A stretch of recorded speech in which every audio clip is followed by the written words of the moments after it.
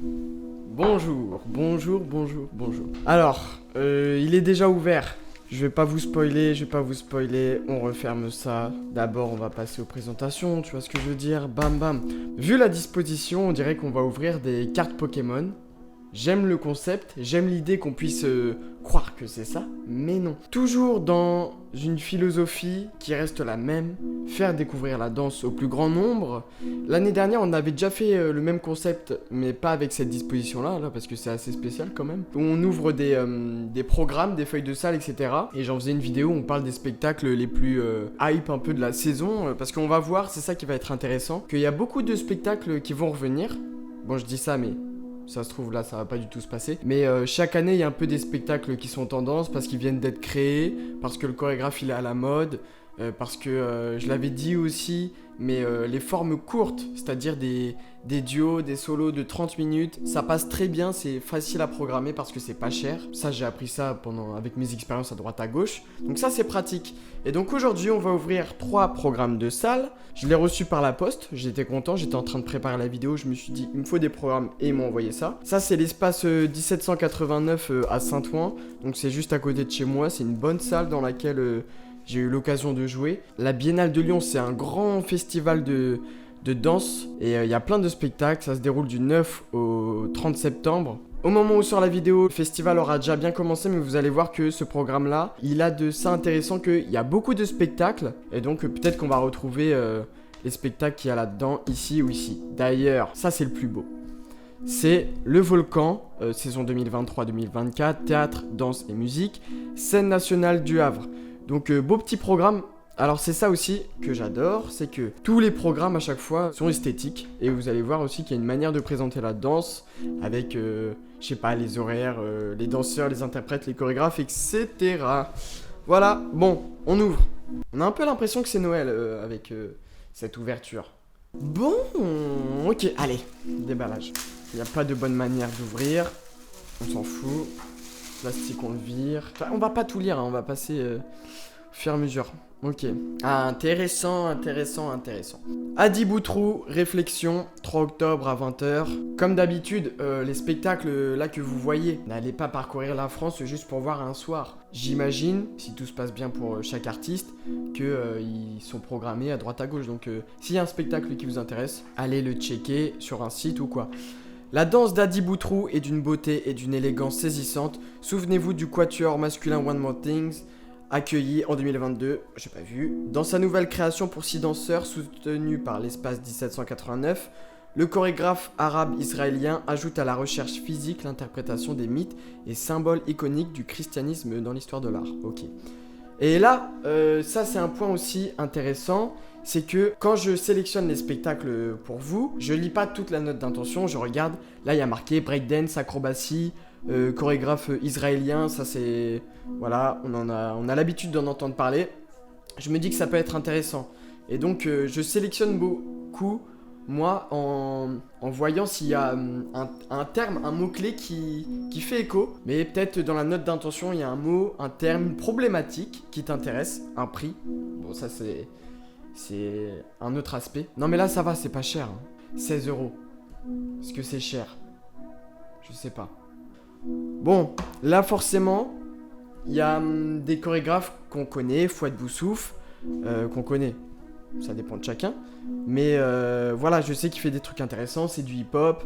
Et je sais pas si c'est parce qu'on est dans un théâtre en banlieue parisienne ou quoi, mais il y a pas mal de hip-hop dans cette programmation.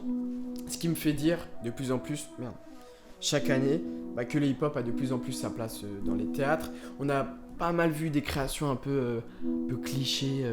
En fait, des gens qui amènent tel quel un show dans un théâtre.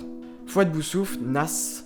Cet homme exalte la puissance du collectif dans une danse intense et acrobatique. Leur moteur, le rythme incessant, obsédant, il fait surgir l'ébullition et insuffle l'énergie au corps, à la lisière entre le profane et le sacré, entre la modernité effrénée et l'attachement au rite qui lui font encore rempart. Nas confronte la dimension populaire et urbaine de la danse hip-hop à l'aspect profondément rituel et sacré qu'elle peut convoquer.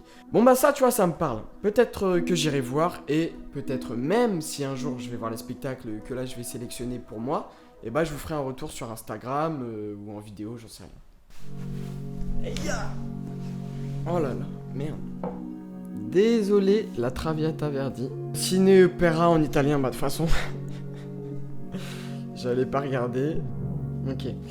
Christos Papadopoulos. Le chorégraphe grec Christos Papadopoulos, reconnu sur la scène européenne, se distingue par son écriture rigoureuse et généreuse à la fois, un art de la mécanique organique à la fois charnel et abstrait, mais hypnotique avant tout.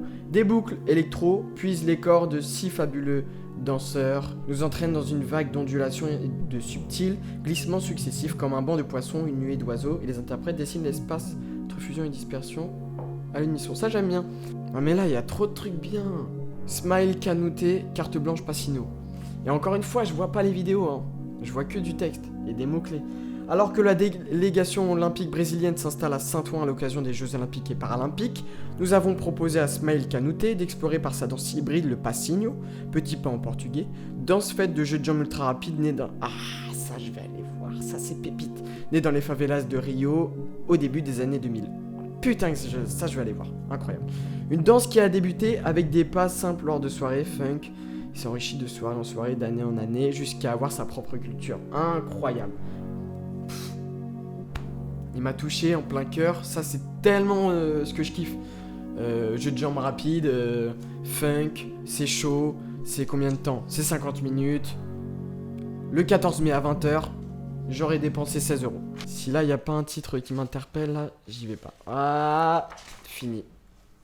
On passe au volcan. Je vous ai dit, je vous réserve ça pour la fin, pour voir s'il y a des spectacles qui sont soit là-dedans ou là-dedans, qui se retrouvent dans le festival. Et si c'est dans la biennale, c'est que c'est intéressant. En tout cas, c'est que, bon, bah, c'est programmé. Vraiment, ouais, non, il y a beaucoup trop, là. Il y a beaucoup trop. Bah, c'est bien, c'est un théâtre qui marche. Mais moi, je vais pas tout lire, là. Je sais pas, ça, c'est un établissement qui vit, tu vois. Avec tout ce qu'il y a. Il y a plein d'ateliers qui sont proposés, etc. Et l'esthétique est trop belle, la typo, les couleurs, les illustrations, tout est trop beau. J'adore. Et en plus, ça, bon, je l'ai détruit, mais trop beau. Opéra. Désolé, ça m'intéresse pas. Bal. Le bal marionnettique. Donc c'est une ouverture de saison avec un plateau qui se transforme en bal, en dance floor, des musiciens et musiciennes, une foule de danseurs, 130 marionnettes à taille humaine. Tous n'attendent plus que leurs partenaires. Vous, les artistes de la compagnie Les Anges au plafond, vous invitent dans l'univers festif et mystérieux des fêtes du Dia de la Muertos, jour des morts. Oh, trop bien. En Amérique du Sud. Incroyable. Et bah ça, c'est une bonne soirée à faire. Morceau après morceau, on se laisse emporter par la beauté, un brin lugubre de cette communauté d'un soir. Au bout de la nuit, au terme de cette grande chorégraphie, on sera bien en peine de dire que de l'amour ou de la mort mène le bal. Qui même du pantin ou de l'humain conduit la danse. Par rapport à ma dernière vidéo, les danses macabres.